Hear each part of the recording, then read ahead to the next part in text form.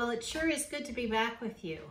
I appreciated the 2 weeks of rest and well, some of you know, puppy training. We have a new dog, but I really enjoyed preparing for this lecture too. It's just part of the rhythm of my life right now, and I hope it's a rhythm of your life too, to spend time in God's Word and to be preparing for Tuesday mornings when we get to be together soon. I was thinking this week about what it must have been like for a person in King Solomon's day who came upon the building of the temple, who was watching. Maybe it was a young boy or girl who took some time away from their daily chores to go down and see what was going on the temple building site. And they watched this incredible structure rise out of the hillsides in Judah. These are people that were used to one story, maybe brick, mud, houses, maybe tents. And all of a sudden, this incredible structure is being built to glorify and honor God. It must have been overwhelming. They must have had a sense of national pride too, as they saw this temple to the Lord established. I want to recreate that a little bit for us today as we talk about some of the things about why the temple was built, how it was built, answer perhaps a few questions you had in your reading. I want us to keep that sense of awe and amazement at the God who was represented by this structure that was so incredible, especially for its day. Now, Solomon's temple was the first temple the Israelites built for God. Up until now, we'd had a tabernacle, a tent that wandered in the desert. We'd had the high places where different sacrifices were made. And we had the Ark of the Covenant, which had been moved back into Jerusalem by King David, Solomon's father. But there was no central temple, unlike the other nations that had their God's temples. The temple, when it was built, was part of what we call the palace compound. It was right next to, adjacent to, the king's palace and even the palace of the queen, the first queen, the Pharaoh's daughter. The temple was Israel's center. Suddenly they had a center of worship. It's a symbol of holiness, and it's a symbol of royalty. It's a symbol of majesty. It's a symbol of strength. All things which were very important as Israel, the new nation, asserted itself among other nations. It was patterned after the tabernacle and indeed after some other temples that had been built in the ancient world at that time. And it was divided into three important sections: the most holy place, the holy place, and the outer courtyard. We'll talk a little bit about those as we go along. So why was this temple built? It was really the crowning achievement of King Solomon. It was something that he could be very, very proud of in his life. And it was the capital of this ancient city, Jerusalem, which had only belonged to the line of David for one generation past. David wanted to build a house for God. We remember reading about that several weeks ago. He wanted to build a permanent resting place for the Ark of the Covenant, which contained the laws, and a centralized place for sacrificial worship. God, however, forbid him from doing that. Remember, God said to David, "I will build your house, your lineage, but you will not build a house for me." That's something that will be done by his child, his heir, David's heir. God actually said, "You will not build a house for my name because you are a man of battles and have shed blood." David's role was to consolidate the kingdom, to conquer the lands that have been left unconquered. And he was therefore a warrior and had indeed shed much blood. His son Solomon ruled during a peaceful time. His job was consolidating not the land, but the religious practices and the wealth of Israel. David chose Solomon to build the temple. He had many sons, and yet Solomon was the one that he chose, the second son of Bathsheba. Before his death, David gave his son, Solomon, the plans for the temple and the instructions for the priests and the Levites who would be working at the temple and managing the sacrificial system of worship. David also set aside a vast fortune of his own money and took up a collection among the people to fund the building of this temple. He prepared for the temple. He did not get to build it, though. The Old Testament recounts the construction of Solomon's temple in 1 Kings 6 and 2 Chronicles 3-4. We've read some of that this week. 1 Kings 6 puts the date of the beginning of the building of the temple in the 4th year of Solomon's reign over Israel. The conventional dates for Solomon's reign are 970 to 931 BC. We don't know for sure, but that's what most scholars agree on. This puts the date of the construction of the temple in mid-10th century BC. In 1 Kings 9 verse 10, it says that it took Solomon 20 years to complete the entire temple complex. That would include the palaces, but only 7 years to complete the temple itself. The detailed descriptions mentioned in the Bible are the sources for many reconstructions and illustrations about what the temple looked like. And you'll notice if you have a study Bible where you probably have a line drawing or picture of what the temple may have looked like, or if you went online, that not all of these pictures are exactly the same. Guess what? There was neither a photographer on site at the time, nor were specific architectural and engineering dimensions and things like that given. There's some leeway for interpretation.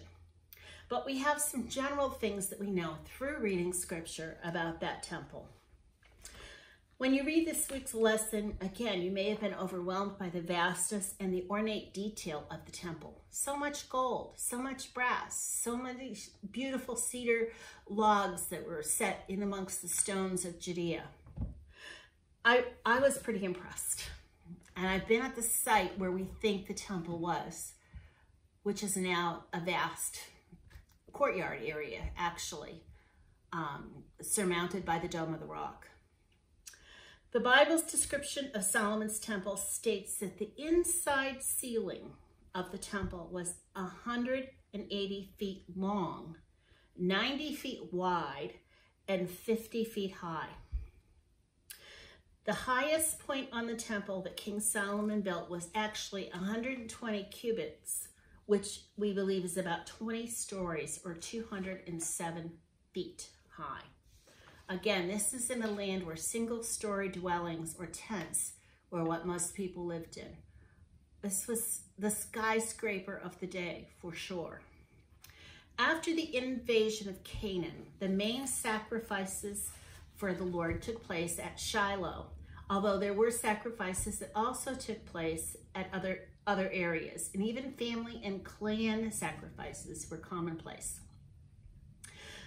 Under Saul, the main center of sacrifice was Nob, though private offerings continued to be made at Shiloh.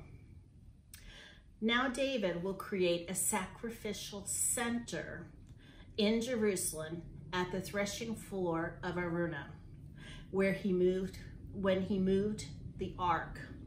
According to the Bible, after the building of Solomon's temple, all sacrifices were to be carried out there in the temple, in that one spot. This did not always happen, but that was the law. Jewish tradition holds that the temple site is the very place where God gathered the dust to create Adam and Eve, and where Abraham nearly sacrificed his son Isaac to prove his faith. The location of Solomon's temple was an irregularly shaped mound which rose out of the stark Judean hills. It was a place in the middle of the Jebusite, the kingdom, ruled by the people of Jebus. It clung to a ridge surrounded by ravines. It was a strategic site. The Old Testament describes how an army led by David conquered this area about 1000 BC. And David then built his own palace, his own house nearby, while the Ark of the Covenant dwelt in a tent in Jerusalem. When the Lord ended a plague brought about by David's disobedience on the very threshing floor of Araunah, when that plague ended, David knew that was a holy place, and that would be the place where the sacrificial altar was built and where the temple would then later be built by his son. That is where the first temple was built. Now, threshing floors, we don't have a lot of those today, but picture with me, typically they're round and they're on a relatively flat area, higher than most of the area around though, so it will catch a breeze. The diameters of these floors generally range from 40 to 45 feet. They're not usually located on the very top of the mountain, but just a little below, so that as you raise the wheat up into the air, the chaff will blow away, but the heavy wheat will fall down onto the floor. It was the last part of the harvest, a threshing floor. Now, we believe that the threshing floor of Araunah was probably close to the summit of the mountain, but not actually on the summit. It was either an outcropping quite near it, or it's just below the summit on a flat place. The summit being where the Dome of the Rock stands today. Many factors went into the successful building of this temple. First, we had guidance from God, very clear plans given through David from God. We had favor from God. He allowed peace in the land so this temple could be built, and prosperity. We had the wisdom and the will of the leadership of Solomon and all of his people. They were united in the building of this temple, and resources from others. We know Solomon was wise, and we know why. He had asked God for wisdom, and God gave it to him so that he was the wisest man of his time. He did not ask for honor, wealth, or power, but he asked for wisdom. And typical of God, he gives him wisdom plus these other characteristics. But he asked for this wisdom, not for himself, but that he may know how to rule over the people that God has set him under him. And in that rule, he also would know how to build the temple. What's fascinating about the first temple is it appears to be patterned architecturally on a style found among the Phoenician people. It was very much like the temples built by the Phoenician people, who are in what we know of as Syria and Lebanon today. There are temples that we have found that mimic very closely the floor plan of the first temple, and were probably built before or around the same time as the temple. Now, the Bible states that Solomon had craftsmen from Phoenicia and used materials from Phoenicia in the building of the temple. So it's not so surprising. So when we find Iron Age temples unearthed from various cities in the area, we should not be surprised to find that they have a plan quite similar to the one described in the temple in Jerusalem, Now, the Cedars of Lebanon, they picture very frequently in this story. You come across the Cedars of Lebanon. They're known for their fragrance, their strength, their resistance to insect deprivation, and they're legendary for building something solid that will last a long time. In ancient times, however, these cedars were the property of the king of the Phoenicians. They were not something that grew in Israel. In Hiram of Tyre, which was the fourth largest city in what we now know as Lebanon, Hiram was the king. He had already made alliances with Solomon's father, David, to provide resources for building David's palace. But he would go further to provide not only resources, but craftsmen and training for the people of Israel so that they could build this temple. It's kind of interesting. I've often had people say to me, for example, I have to go to a Christian, shoemaker to get good shoes, or a Christian whatever to get good treatment. I always say, if it was good enough for Solomon to go to non-believers who were crafted and who were tops of their skills, it was good enough for Solomon, it's probably good enough for me. God gives gifts and skills to people, are not necessarily the same faith, and we can appreciate them for their gifts and their skills. And it certainly was the case this time. When the temple was planned, however, vast numbers of laborers were needed. The temple was also one of the first examples of what we would call prefabrication. You notice that in the temple, though it was built of stone and it was built of iron and it was built of wood, no noises were heard on the actual temple grounds. The temple was constructed in pieces off-site, and the stones were fit off-site and then brought in and set perfectly on land so that there would be no noises to disturb a sacred place of worship. This is very similar to how, well, the Eiffel Tower was built in sections off-site and put together by teams of highly trained people. There were no noise ordinances of the day. I don't know about you, but I know when it's 8 o'clock because all of the lawnmowers start up in the neighborhood. I know there were no noise ordinances, but there was a respect for the work of God, worship of God that took place on the temple grounds. So everything was done off-site. Now, Solomon's temple was unique among all the other temples that were built. It did not contain idols. It did not contain statues or representation of things that were worshipped by the people. Instead, it contained the laws that were given to Moses that were held in the Ark of the Covenant.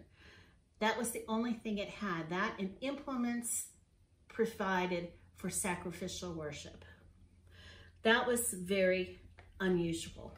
If you went into any other temple, you would see gods and goddesses, statues and representations, not the temple of Israel. So who built the temple? Well, forced labor built the temple. Two kinds of forced labor. The first were native Israelites who temporarily were conscripted into service in shifts, basically, to build the temple. And the second were conquered Canaanites who were forced to serve the Israelites for their entire lives. According to 1 Kings 9:15, Solomon had established a system of forced labor in Israel to build the house of the Lord, his own house, and the walls of Jerusalem, Hazor, Megiddo, and Gezer. At the beginning of the building project, forced labor was only imposed upon the conquered Canaanite population. If you remember in Deuteronomy 20, the people were told, the Israelites were told, when you come to a land, if the people submit to you, you do not wipe them out, but they become workers for you or slaves for you. They shall serve you. Some tribes lived among Canaanites some tribes of Israelites lived among the Canaanites until they were able to subdue them. And we find exactly that this forced labor was put to work in building the temple at the beginning. But we also found that to continue this building project, Solomon needed more labor and trained labor. He needed to have people who could go to Lebanon, learn how to do the skilled crafts that needed to be done, learn how to build at the feet of the Phoenicians who were experts, come back and work. So he certainly didn't want to send the Canaanites because they might not come back. They were slaves. Why should they? But native Israelites were conscripted or put to work in Lebanon. King Solomon conscripted forced labor out of all of Israel. We read in 1 Kings 5. 30,000 men sent to Lebanon, 10,000 a month in shifts. They'd be 1 month in Lebanon and 2 months at home. 30,000 men were supervised by 550 others. King Solomon took these people out of Israel. They are not exactly slaves in the sense that they were owned by and served the king for life, but they were very similar to a medieval serf. They owed a certain amount of labor as a kind of a taxation to their ruler. And at any point, the ruler could call upon that. I don't know if you remember when Saul was the first king, became the first king, that people said, we really want a king. And Samuel said, you don't want a king. He's going to make your sons work and your daughters work for you, and he's going to put you all to work. You don't need a king. Well, look at this. This is exactly what happens. King Solomon, in the building of the temple, regarded his subjects as workers who were obligated to work on building this temple, public works and other projects. So we see that Solomon's temple was built through a variety of systems. First of all, as a direct result of guidance from the Lord, provision by faithful leaders and their ancestors, the wisdom and skills of humans, some given voluntary and some not so. It would stand as the centerpiece of the capital for the Israelites for only about 400 years before the Babylonians came and conquered that area. As we move through the Bible, we will see how the pure worship of God, which was instituted in the temple, was corrupted to the point where idols were actually brought into the temple. And eventually, we will see that the sacrificial system of the priesthood would be fulfilled in the perfect sacrifice of the Lamb of God, Jesus Christ, opening up access to God, to the Holy of Holies, for all people who trust in him. I hope that helps you a little bit as you discuss the building of the temple and the other passages that you read this week. I'm very, very glad to be with you. I look forward to our being together in person, but until then, God bless you.